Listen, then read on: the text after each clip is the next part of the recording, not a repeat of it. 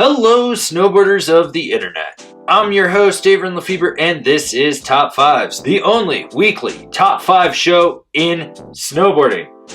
This week's Top 5, the Top 5 two-board Freeride Quiver. That's right, we're going for boards that are more Freeride focused.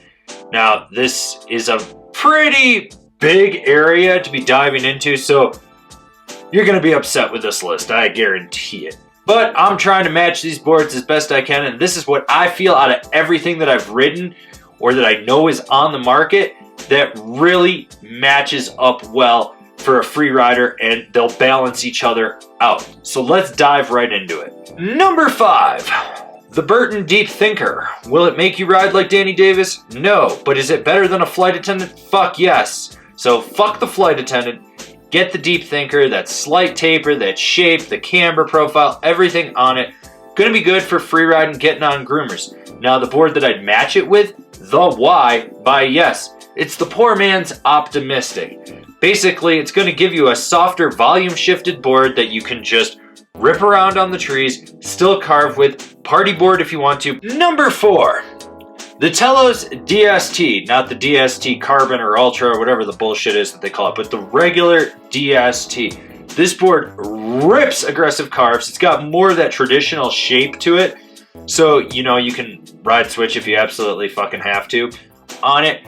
This board is just a free ride dream. It's damp where it counts. It's lively where you need it. You can really just push into it in and out of carves. And the board I'm going to match it with is the Battalion Surfer. That's right. Swallowtail. We're going with a big Swallowtail 3BT. That way you're getting better float in the nose. It's just going to cut through that pow, funnel it back out. You got a Swallowtail, so you're going to be able to just dissipate that static energy that builds up with the friction of the board. It's just going to slide better. The tail's going to sink. These are just a great two-board combo, in my opinion. Number 3. We're going Canadian on this one, guys. We're going to start off with the Wired Vantage. If you don't know about wired snowboards, you need to get on this page. This company, coming out of Vancouver, building super solid boards. Rob Dow knows what the fuck he's doing. Got on this board into some low angle, medium angle pow. It slayed it, but getting on a groomer and having to hook around the resort to get to the powder, it did everything I wanted. It's got a slight taper to it. You got a little bit of setback. It's basically a quintessential resort freeride board.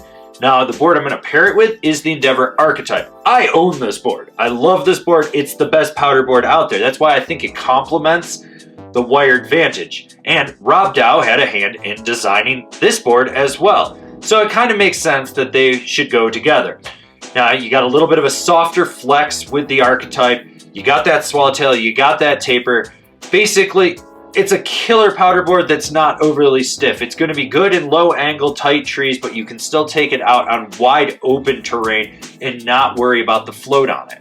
Number 2, the Jones Ultra Flagship. Not the regular flagship, the Ultra. This is going to be a little more stiffer, a little more aggressive. Basically, for someone that's really hard charging, that's usually when I say upgrade to the Ultra over the regular flagship, and that's why I'm putting this on this list. I think you need to have something on this list for those guys that really charge hard. It's got cam rocker, so you got camber underfoot, rocker in the tip and the tail, which is going to help with that float and pow and that ease of entry in and out of turns, but you're going to have that drive and consistent snap of camber underfoot. And I'm going to pair it with the Ride Super Pig. This gives you a party board option, a low angle pow board, something that you can just fuck around on when you don't want to be crazy aggressive. I love the Super Pig. It's probably the best board in the whole Pig lineup, in my opinion. Honorable mentions, and believe me, there were a lot of honorable mentions. The Arbor Brian Iguchi Pro Camber Rocker, your choice. The Arbor Clovis, the Burton Skeleton Key, the Moss U5, the K2 Simple Pleasures, the Capita Kazu, the Capita Black Snowboard of Death, the Ride Berserker. Just disregard the review I did of the Berserker. I rode one that was kind of shitty, but trust me, board's way better than that. Yeah, trust me, I'm saying it. I'm doing it.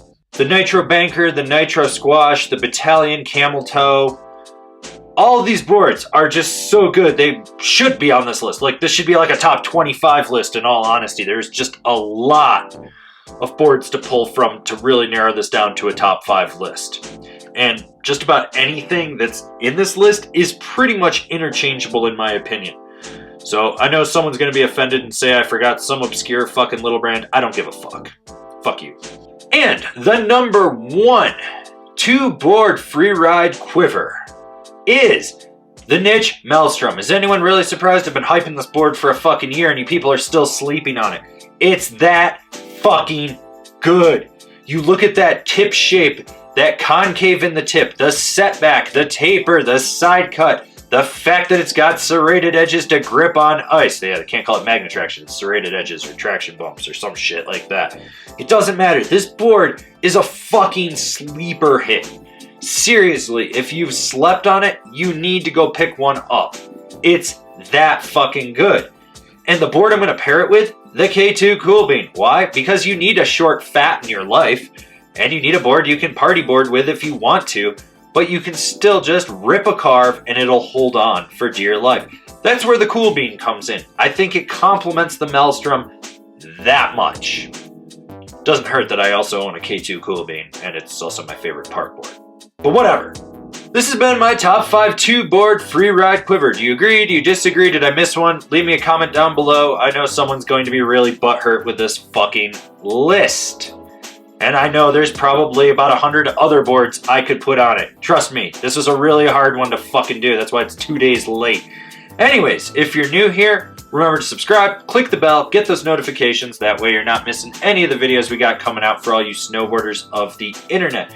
And if you'd really like to support us and you have the financial means to, swing on over to Angry Snowboarder VIP. I could tell you more here. Got a video over there that explains it so much better.